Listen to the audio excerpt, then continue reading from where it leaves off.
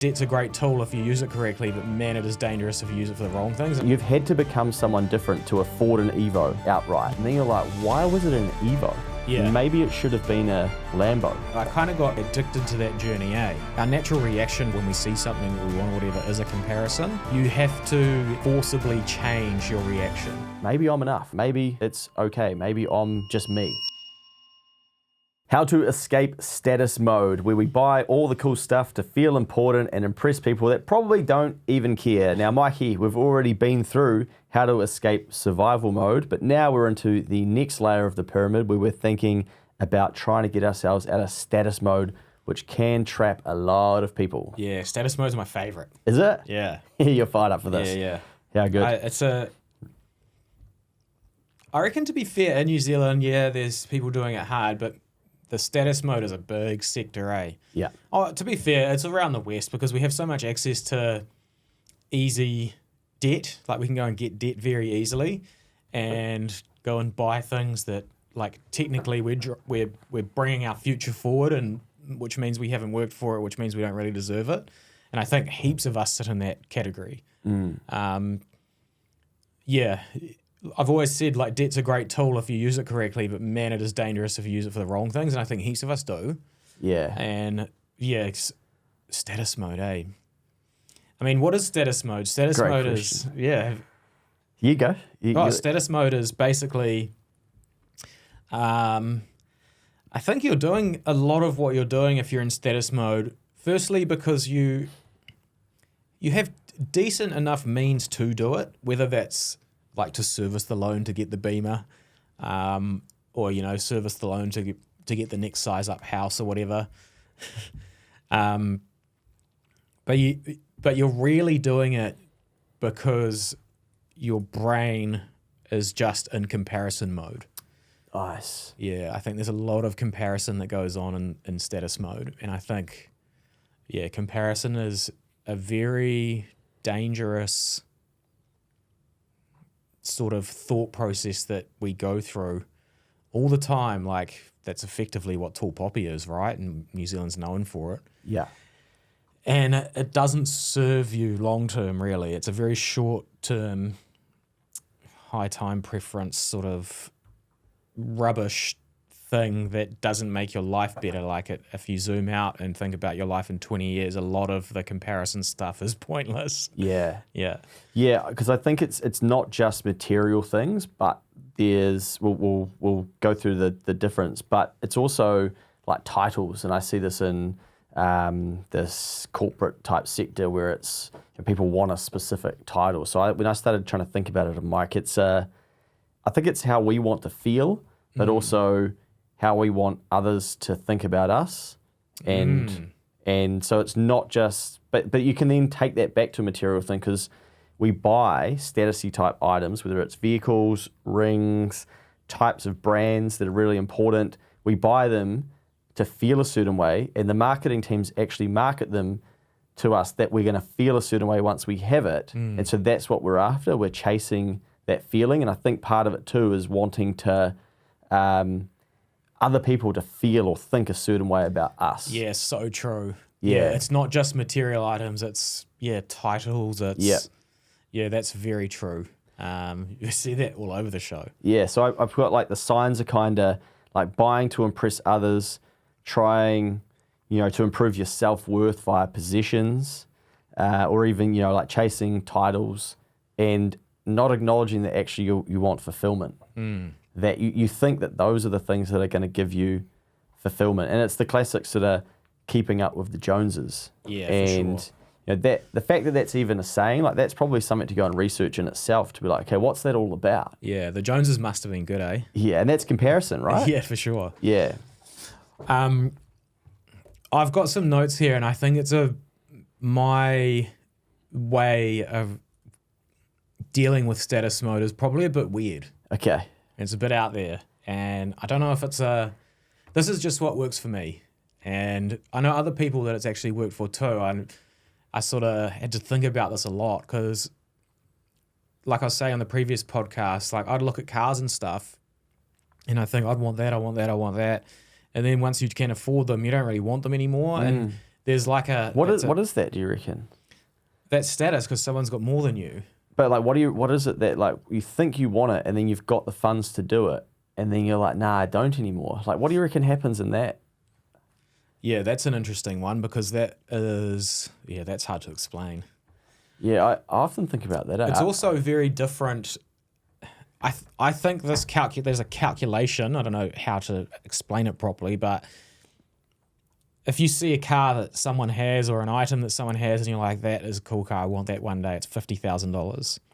Then you go on the journey and all of a sudden one day you've got, you've worked hard and you've put away $100,000 so you can go and buy that car twice. All of a sudden when you look at that car, it doesn't seem worth 50 grand for the amount of work you put in to put the 100 away. So you start comparing it to the effort and you're like, I'm not replacing that effort and time that I put in with that. I'm going to do something else with it. And that's why debt works so well, because instead of having to stack the 100K or the 50, they go, you don't have to do that. Yeah. You just have to make it's 500 a week, baby. Yeah. And you're like, easily. Because then you compare that to your total income or other things that you've purchased in your life and you're like, yeah. Exactly. And we can't see this, but you'd be shocked about how many cars on the road in New Zealand are on tick. Yeah. I did dig it out last year. I feel like it's ridiculously high. Yeah. It's a massive percentage. But I think I started saying it was 80, but I don't want to say that because I just can't remember, so I don't want people to start going around saying it's 80. But it is stupidly high. Yeah. Status in any form, breaking through and learning about it. It's kind of like survival. It's similar traits and stuff to get out of it. But really, it's another tough conversation with yourself, being honest about it, to recognize that you have a status problem and then creating the plan and exit strategy to get out. And because what you're constantly doing is trying to get the title or trying to get the car or trying to get the certain type of house or go on the holiday and fly in the business class or whatever and share it on your social media. All you're trying to do constantly is to fill up your cup. And the reason your cup needs filling up is because you're not actually doing the real work and being honest with yourself to roll with the full cup. Is it you're laughing? Yeah. I wrote a note here, and I'm like, this is where the real work happens. Like, this is like escaping status mode is like this is where the deep shit happens. Yeah. And a lot of us don't want to, like PBD says when he's talking about the pyramid, is like a lot of us don't want to have deep conversations with ourselves or ask the deep questions. Yeah, I think that was even written in the book, eh? Yeah. So, you're constantly, and because you haven't put in effort and created and been on the journey to roll with the full cup all the time, all you're doing is you're rolling with a half cup and then you're going to buy the car and it fills it up, and then 6 months later the cup's got a hole in it and then there's another fill up, so you need to try and get another title at work, or then you need to go on a business class flight to Australia, and then it's going up and down all the time. And that is why it's so hard to get out of, because if you're constantly required to fill up the cup, man, you better have a lot of money. Yeah. Because it's expensive to do so. And there's always another tier. There's always another level. Yeah. As we've spoken about on different pods, where it's like even, New Zealand market to us status directly, being like, okay, what status are you? And they even call it that. And it's like, I'm elite now, man. Yeah. Yeah. And they send you a letter. You get you open your app and it's like, congratulations. Surely your cup must be so full. It's so funny, eh? It was real helpful when we got stuck in Houston. Yeah. Cheers. Cheers. Shout out to Mr. Foreign and the boys. I actually wrote a note here. Are you buying stuff to fill a hole? Why? Yeah. You've got to start asking why. And actually, how I ended up unpacking this was, I'll go down this path and I'll come back to make sure I don't forget when I asked you about why do you not want to buy the car once you have the 50? Because I think I've got another answer for that too. But if we know that society is trying to make us feel important, or that's what we're aiming for, and then brands are selling to us, like Air New Zealand, like Burberry, like Gucci, whoever, like the car, like the type of ring and the brand of the ring for the ladies, if they're trying to sell a feeling to us, how are they trying to make you feel? And if you're going to purchase something, how are you trying to feel? So I'd start there and be like, okay, what is the feeling that I'm trying to achieve by buying, wearing, driving, flying in this? And then why? Okay, so you start there, and then you go, you know what? Who marketed to me that I'm supposed to feel like this, and this product or service will make me feel like this? Because brands sell feeling when you start learning about marketing. It's emotion, yeah. Yeah. And then ask yourself, like, what do you think it's going to do for you? So if you do purchase it, or if you do, consume it or go down that path, what do you think it will do for you? So now you've got why are you trying to feel that way? What do you think it's going to do for you? And instead of buying the thing, you ring a counselor and you say to them, and you take probably a portion of the money and you spend an hour with them, and you basically say, hi, I think I'm in status mode where I'm looking for external validation, and this is how I'm trying to feel and why, and this is what I'm going to buy, and here's what I think it will do for me. I would like you to help me understand why I feel like this, or why I think like this, or how I got to this conclusion. Can you please help me unpack this for $350? Councillor Smith's about to help you here. Here we go. Because I had very deep thought about this, and I reckon that one of the cures to status mode is mastering something, mastering your craft at what you're good at. And it's the honest truth of why we go and do this cup filling and this status stuff is I think a lot of people are actually not good at what they do. This is going to hurt. Yeah. And if we ask ourselves truthfully, I think a lot of us know this actually. So, and the reason that we stay there and don't try and master whatever we're doing to get better get better at looking after your finances, stop buying crap, not improving at your job and stuff, is because, again, it's hard. And hard is not the natural reaction that we like to react to go after. And honestly, it's a bit of a weird thing, but I reckon mastering something, when I started out mortgages, I didn't have any industry background.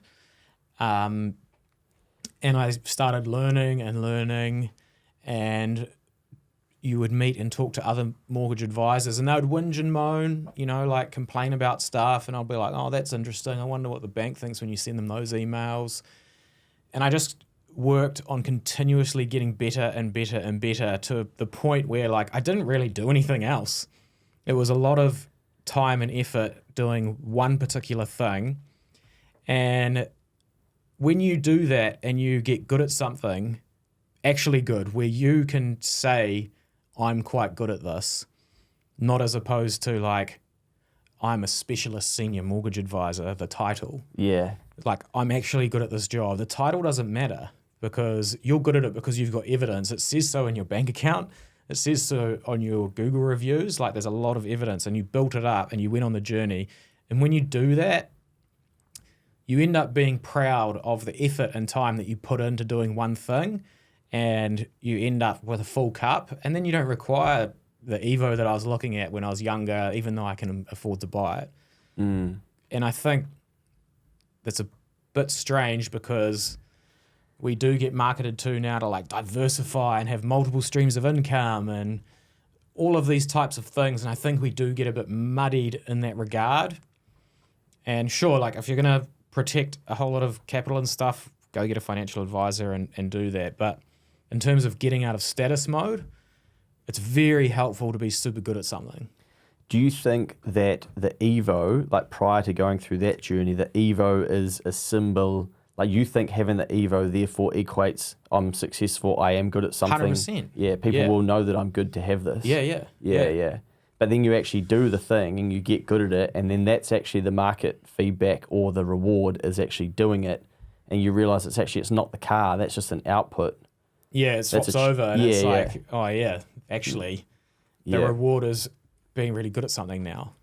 Too many of us signed up to a KiwiSaver plan without much thought. And signing up is great, but if you've never got advice before, you could be missing out. Your KiwiSaver account could become one of your biggest assets over your lifetime. That's why getting expert advice early and ensuring you're in the right fund is so worthwhile. Generate have a team of KiwiSaver advisors available to help. Head to generatekiwisaver.co.nz/change to book a no obligation meeting. They can even come to you. A copy of the product disclosure statement is available at generatekiwisaver.co.nz. The issuer of the scheme is Generate Investment Management Limited, and of course, past performance does not guarantee future returns.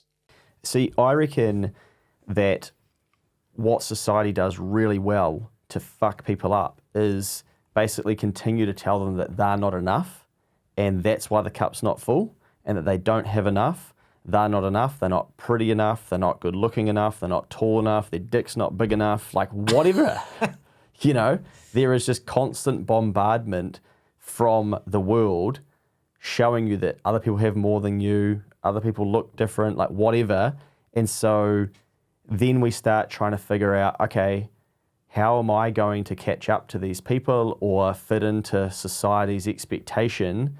I need to start, you know, injecting things into my body or whatever. And we don't have this deep conversation with ourselves to start with like, maybe I'm enough. Like maybe it's okay. Maybe I'm just me. And then we start there. And then we don't get caught in the trap of trying to have all of that and distracted by it. But very hard to do in a world that's like, no, there's money. Like there is massive profits in telling you how you should feel, how you should look, and how you should be more. And that brings me then to the bit that the piece of the work that people don't do is, okay, like that's society telling you what success looks like and how you should look, feel, live, and what makes you important. But we don't stop and go, you know what? Flag all of that. Yeah, What's it's all a success to me? distraction. Yeah, what am I going to define as success? Yeah. You know, because now we've got people who are like, man, I don't want a 3-bedroom home with all this shit. Like, I want a piece of land where I can grow some broccoli, have a tiny home. Like, that's success. Yeah. And I got no mortgage, and I'm young, and like we can get some solar and stuff. Like, man, we're successful. And society's like, whoa. No. Like, you need a 30-year mortgage. Yeah. And you need like 3 bedrooms, and you need, yeah.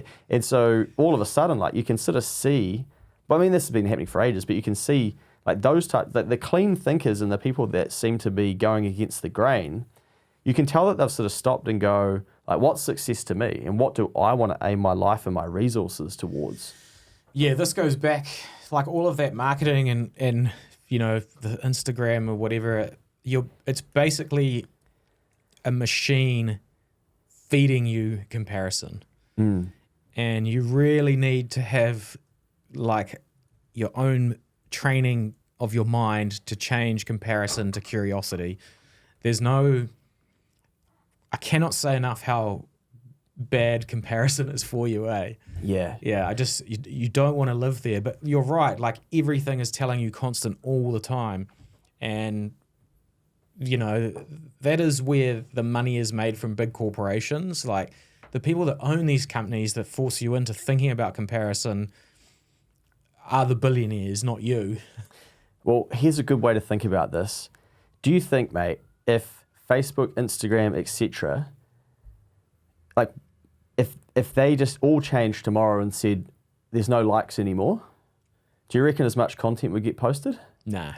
So why do they all have likes, you know, Yeah. and comments? And individually, we should ask ourselves, if all of those platforms didn't have like features, would you post as much content? And I reckon most people, if they're deep down, they'd be like, you know what, like I probably wouldn't. And like, why do the social media platforms give you a notification when someone likes your shit? Yeah. Strange, right? Yeah, man. But like they know this game, like they know how this stuff works. And again, I think we're trying to fill a hole, so then we pump out some content and I didn't get enough likes on that. Maybe I'll change the way I'm standing. Maybe I need a bit of like, why'd they invent filters?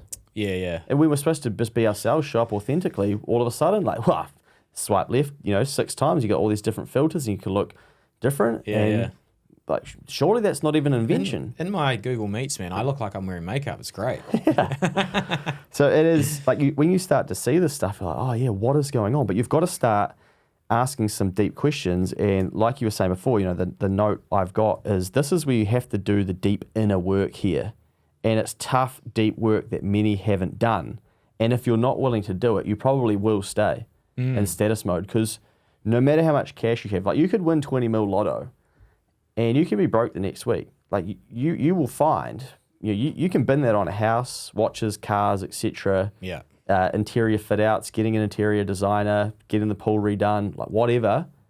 20 mil, bang, like gone. And most people are like, there's no way you could spend $20 million. I could easily spend $20 million. But when you understand the tiers of status, Yeah. That's like, you can't even get a boat with 20 mil, like a proper yacht. Like you're not living that life. Nah. Yeah. Yeah.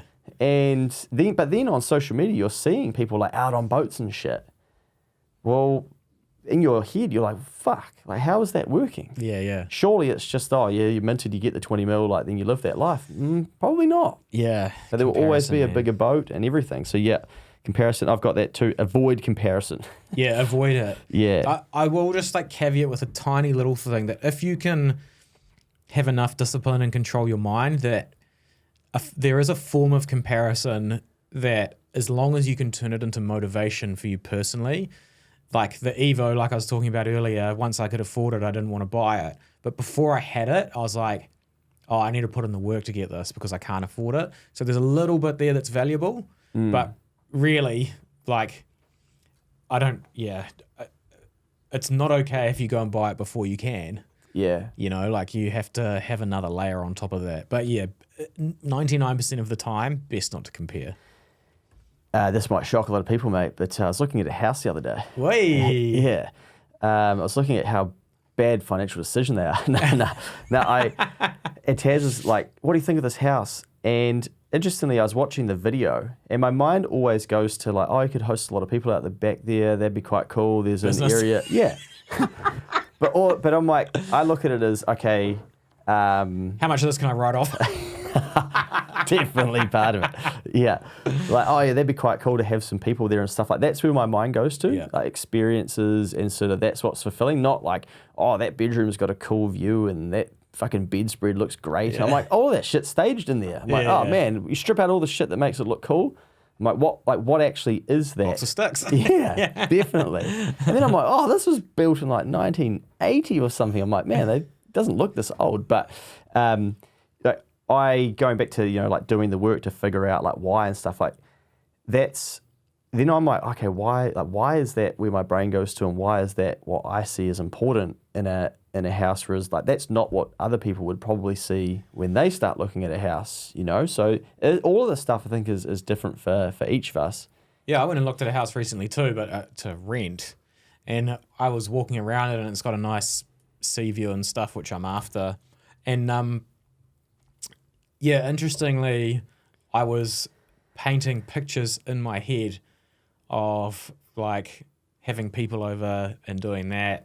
And like you never, when you do, the emotions of those scenarios catch you, whether it's like because I can hold an event there or have people over, or some people will be like, oh, we could have our family around at Christmas. But like 99% of the time, you just need a bed. Yes. A shower. Shelter. Like it's just shelter. So it is interesting how the emotion of that can catch you. Yeah. And then what we're trying to achieve through having that. I got, mate, as some how-tos, 3 U's that I came up with: understand compounding, unsubscribe, and unfollow. Those are 3 great U's Very that good. anyone can use to basically start to dial themselves back from status mode. So if you don't want to be in this mode, then like what can you unsubscribe from that is keeping you there or convincing you to think about marketing and what you should be buying and should own and how you should feel. Like unfollow, again, the same sort of thing. What are the pages? What are the people that are telling you, a certain way? Like, do you remove that? And even, in the How to Escape Survival mode, we were talking about, being in those Facebook groups where you're like in that thrifty kind of save every 22 cents you can find and whatnot, and do that for the rest of your life. Like maybe you don't want to be in that. And then the same with status. It's like you might have found yourself in a group of people or online where you are, subscribing to a certain way, but then it's just encouraging comparison. So, one family can afford all the baby equipment plus this, and not to work, and you're going, well, fuck, like what's my life about? Like, do you really need to be following that? Yeah. And then understanding compounding is a bit different. It's more like the Evo thing. Whoa, I've built the 50G. Do I actually want to swap this for an Evo? Yeah. All of that effort for an Evo. Or what if I continue to compound that 50 grand and start to use that to create even more or set myself up? And I think going back to that, part of the why do we not want the Evo when we get to the point that we could have it is that we have, like you say, like we've gone through the journey, but as we go through that journey, we realize that it's not as important, or we start to see the compounding ability and think like you've had to become someone different to afford an Evo outright to the person who affords it with debt. Yeah. And then your world looks completely different. And then you're like, why was it an Evo? Yeah. Maybe it should have been a Lambo. Yeah. Maybe it should have been a Freedom. Maybe it should be retiring 10 years earlier. And in that period, you do the deep work, you do different thinking, and all of a sudden your goals change. Yeah, well, what kind of happened to me through that period, it's a weird thing to say this, but I kind of got like, in a weird way, addicted to that journey, eh?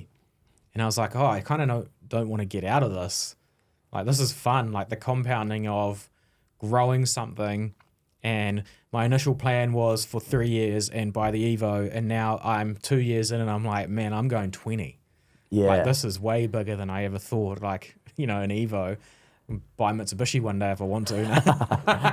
But you know what I mean? Yeah. Yeah, so it is. Once you get into it, it's almost addictive if you figure the right thing out. And yeah, I'm still a massive proponent of like getting really good at the one thing. I think in terms of your mindset, we all have a natural reaction I think most people, very few people don't get this, but because of the society we live in, our natural reaction for when we see something that we want or whatever is a comparison. Yeah. And you have to engage with that and forcibly change your reaction. And it takes a long time for the natural reaction to not be that. And it requires force initially. Like, you will catch yourself and be like, and then you have to tell yourself, why am I hating on that dude with the Lambo? Why? Instead, you have to be like, I wonder, do I have the balls to go and talk to him and ask him how he got it? Like, that flip in mindset. That's just a little example, but that flip in mindset is the way that you get out of it. Because you go from, creating problems to hunting for solutions. And it's a very different way to live. Like, and also like when you hate somebody who's doing really well, so say you see someone driving a Lambo, right, and your brain goes to, like, fuck them, why can't I have that? Why, blah, blah, blah. You instantly dislike them. You know that your brain's taking you down the wrong path, but it's what happens, and like, I've been there. But then, like you say, can I have the courage to go talk to them? Imagine if you go talk to them, and then they're like, oh, no, man, it's not my Lambo. Like, I work for this dude. to me when I was renting one. Yeah. Yeah. Yeah, like, oh, no, I work for this dude, and he's just getting me to clean it. I'm just out taking it to the cleaners. You'd be like, oh, I was just standing on the sideline thinking, you're an asshole. I hate you. Why's your life better than me?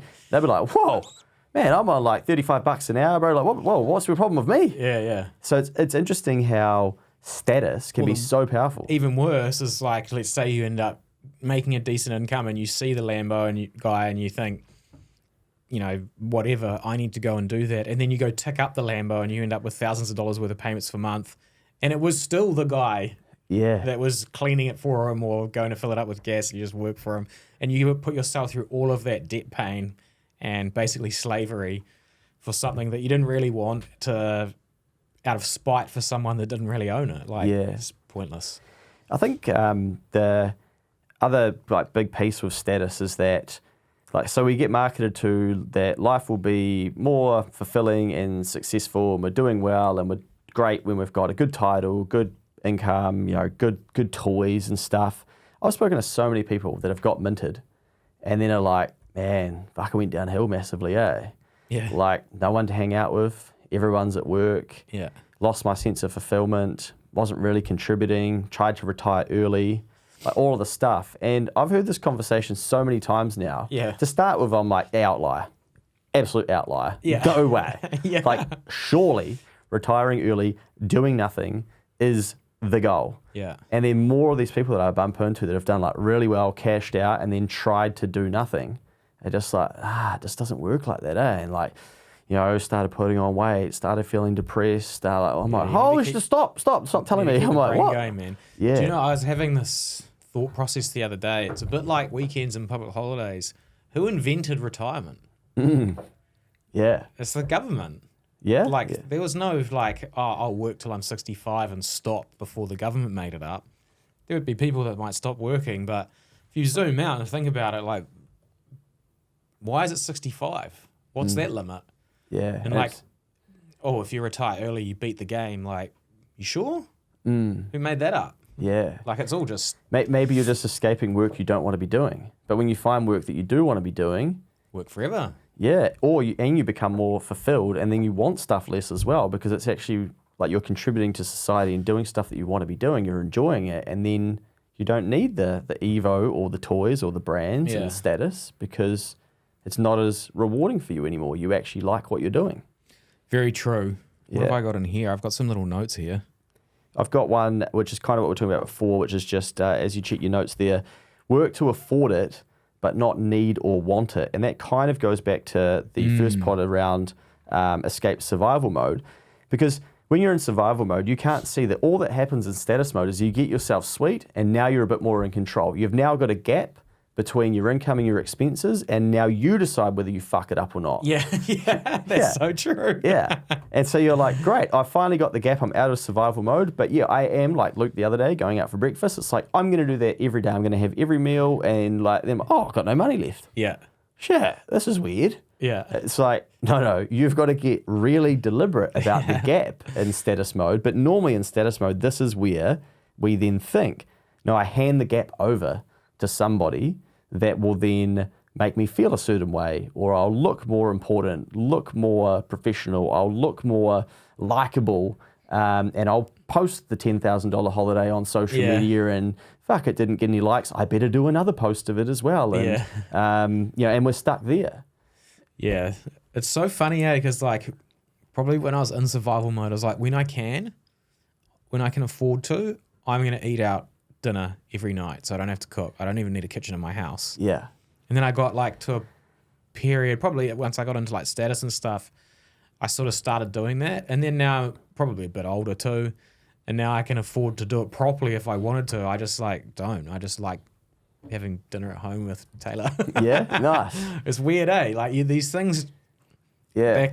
you think they're cup fillers, but they don't actually fill the cup. It's funny because I eat out to buy my time back. Yeah. So like I might be cranking, and then I'll go down and get in, but I eat good food and will spend the money on it, knowing that, okay, it's not like I shouldn't name it, like a pizza joint. And I'm like, I'm definitely not going there, because I know that if I go and eat a pizza, You're not going to go back and perform. yeah. So I'm like, okay, I'll go to the Japanese joint and eat all the rice. But I've prioritized spending money on that, but I eat it. And I often when I'm eating, I'm like, man, like eating is such a chore for me. But I really enjoy going out for a nice meal, and I definitely like prioritize spending money on that. Same. Most of the time, eating is a chore. Yeah, but when I'm going for it, I'm like, I need to eat healthy, well, and go and get it done fast and get back. Yeah. But whereas like, for other people, they'll be like, but you could have just made that meal at home. I'd be like, yeah, but it would have taken 45 minutes, and I'm not good at it. In that time that I was waiting, I did this or whatever. Yeah. And so you've got to kind of pick your thing. Going back to like needs, I think even when you're in status mode, you've got to go back to your needs and think, what are your needs? And then, okay, where am I going to hand my gap over to? That's the difference between your income and your expenses. But just because you now have excess doesn't mean you now need the shit that's been sold to you. Yeah. So yes, like we can afford it, but do we need it? And if we're really honest with ourselves, like probably not. So then why do we think we need it? Go right back to the top. That's the thing to discuss with the counsellor. Yeah. Yeah. Confronting. I just think, I know I go on about this a lot, but if you zoom out and look down on yourself, and then actually a better way to do it is imagine it's 30 years away and you're a granddad and they start asking you questions about your life. Do you want to be known as the dude that bought the Merc, that, lost his license or whatever, and all of those like things, or bought the Evo and stuff like that? Or Luke, do you want to talk about how you're one of the youngest fellows in the accounting industry when you have that conversation? Like, what would you be more proud of? Yeah, definitely. It's probably the fellow, right? And then how do you get that? Well, you probably mastered something and you put a lot of time and effort into it. And no one cares that you drive a Merc or the Tesla or my Honda or whatever. Most people take the piss out of the fact I drive a Tesla. I've kind of gone the reverse way. Yeah, I think I've sort of started that story, mate. Definitely. Even Taz said to me the other day, she's like, it's funny how people mug you off about the Tesla. I'm like, yeah. I wonder why that is. Anyway, I'll cop it. Sorry. But it's true. Like, if you think about that, Yeah. and like having those convos with, grandkids or whatever later on, the things that you'll actually be proud of and stuff will be the things that are the same as getting you out of the status mode. Yeah. Yeah, it is. Like, this mode really requires a lot of deep work, and even how you want. Like, sometimes I'll sit there and be like, okay, I do all this, work to help other people and whatnot, and then I'm like, really auditing myself, like make sure you're not doing it because like you need it, like, could you stop tomorrow and then start doing something else and kind of like walk away from all this and just do a new project, or like, are you addicted now to the people like saying hello and people thanking you and. So I've got to do like the same work. Part of like this stuff and going through that same work though is developing the skill to ask yourself that and recognize when something needs to change. Yes. And that comes from even, that comes from survival and status, like being able to consciously think like, oh, well, caught yourself. Yeah. Yeah. Or check in and being like, this has been happening a lot recently. Which way am I going with that? Yeah, 100%. Again, like, audit your surroundings and your friends. That's still very important in this mode because now that you've got a gap, you've got access, that's going to be where your money goes. Or your partner. Yeah. Tough one. Yeah, tough one. So audit those, and because like this is probably where you want to start using that gap to start investing, and growing and thinking about the future and building up a bit of fuck you money. A bit of like, no, like I'm not taking that job because it sucks. Yeah. And but I'm not desperate for money anymore. I'm not in survival mode. I'm in like, I can afford to wait another 3 months. 100%. The right thing will come up, or the right, commission split or something at a different place. And so you're building to give yourself options, and options are a little bit different to status. We've got to protect our cash and build up our ammunition. Now, if we go back to the analogy of being we've got limited bullets and we're at war, now it's like someone's in the background, they're like, no, man, I've just brought you some more ammo. And it just sits there. You use it whenever you need. And you're like, fuck yeah, I don't think I'm going to need it. And bang, you're still like, you're better now at popping shit off. And you're not even wasting as many bullets because you're very deliberate with what you shoot at. And then as well that like if the world starts coming at you, you're like, oh, fuck, man. You're in control. You're not like, holy shit, I'm going to run out here. Like, how did this happen? Who put me in here? So you want to kind of build up that ability to have a bit of that FU type money rather than just the emergency fund, or even something I think about is instead of having to borrow to do some of the things that I go to do, I'm like, this is why I built up cash. Yeah. Like now I'm investing that back into ventures and things that I'm doing. I don't need to borrow for it. Like, yes, I could, but like we can just get going. Like, let's roll. So that's that. Resources, I've thought Psychology of Money, great book to read. Now got 2 books as well. Some really good baseline fundamentals in there around how people approach money, how people's houses have gotten bigger over time.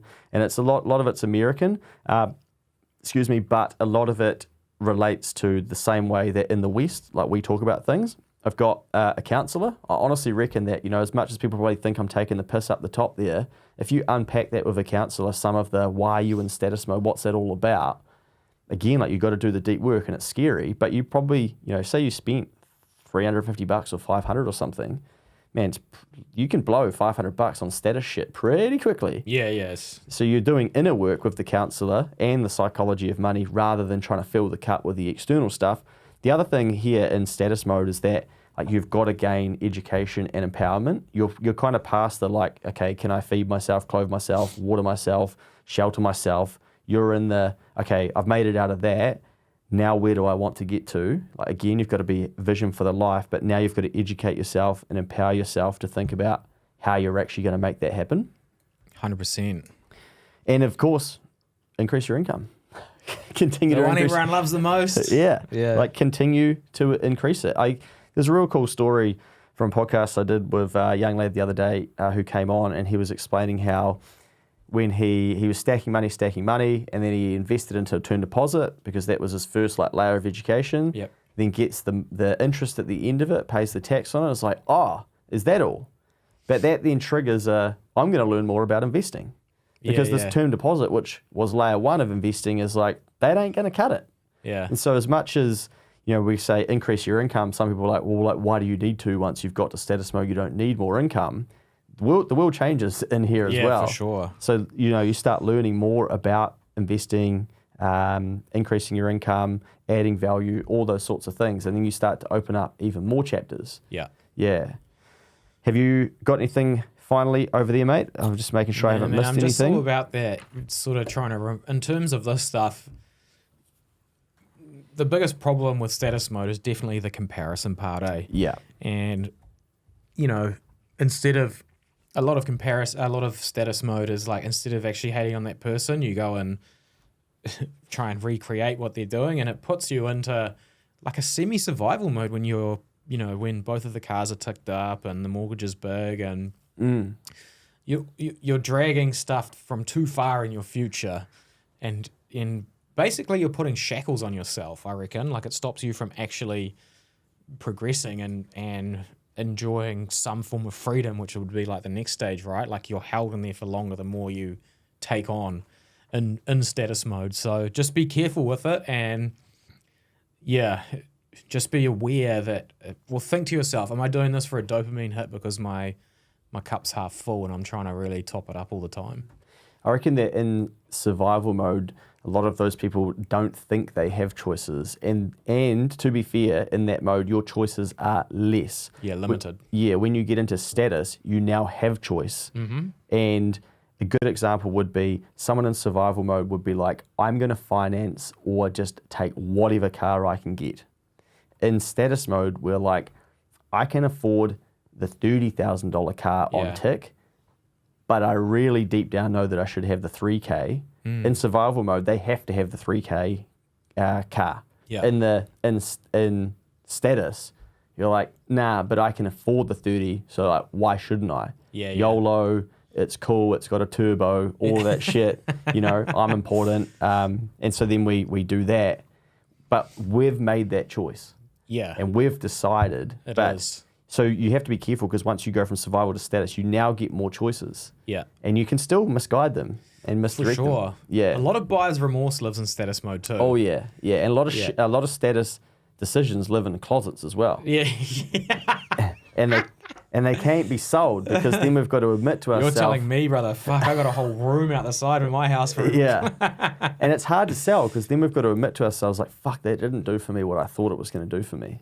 And, using the 80-20 rule, 80% of the shit that's sitting around people's homes, they probably don't actually use, and it probably doesn't do what they thought it was going to do for them.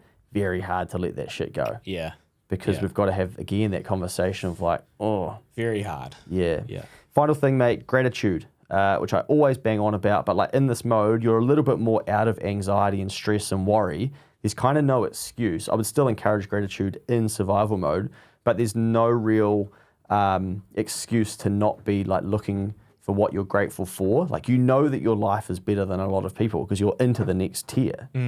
But we get caught with comparison instead of gratitude, and so then we get stuck over there. So to dial it back, and again, like another tactic, it's like, go back to starting with what you're grateful for instead of, why don't I have that stuff? Just now, because you can, or your options are changing, doesn't mean that you need it. So let's go back to gratitude.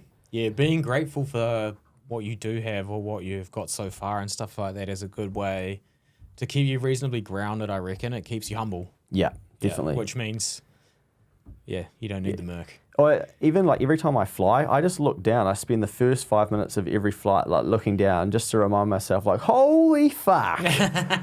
Like, wow. Yeah. Look at what people have purchased, what they can afford, what they've built. Yeah. Like, man, I ain't keeping up with no Joneses ever. Yeah, it's crazy, Yeah, it is. And what you're flying on? Yes, yeah, and I didn't have to build this. Nah. And it hasn't crashed at this stage. Anyway, the other thing, mate, just a random one, but again, like a tactic, like learn to say no gracefully, or like learn to say no to peer pressure. Because when you're into status type mode as well, there's sort of, from your friends and stuff, it's like, well, like, why aren't they coming? Like, they can afford to. Like, oh, now I'm saving. What are you saving for? Like, you've got to go through that shit. When you're in survival mode, everyone's like, yeah, they're broke, they won't come, don't worry about it. It's fine. Like, no, like they feel bad for you. Now when you're in status, it's like, oh, well, like, why aren't they coming? That's a bit shit. Like, there's different pressures. So you're now, every mode has different types of pressures. And if you don't learn to deal with them, Never stops coming at you. Yeah.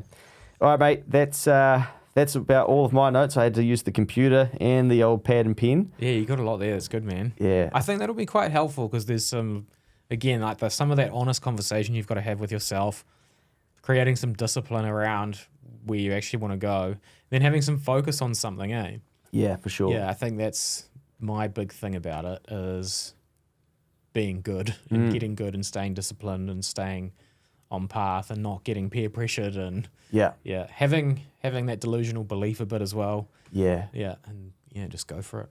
Yeah, I guess a good thing to think about is these marketing platforms, these brands, these social media giants and stuff, like they're hiring psychologists to work out how to get us to take certain actions. But then when we talk about like, oh, why don't you hire a counselor, psychologist, or whatever, like individually to like learn some shit about yourself? It's kind of like, is anyone really doing that? Yeah. But the big dogs are doing that stuff. Yeah. And so we can kind of take what they're doing and then flip it and be like, okay, how could I be doing this? But if you've stumbled across this and you haven't actually listened to the podcast that we did when we came back from America around the pyramid, and where you sort of go through survival, status, freedom, and purpose, you might want to go back to that and listen to that. If you just search Pyramid in the podcast catalog, you shall find it under Keep the Change, and that'll probably give this a lot more context.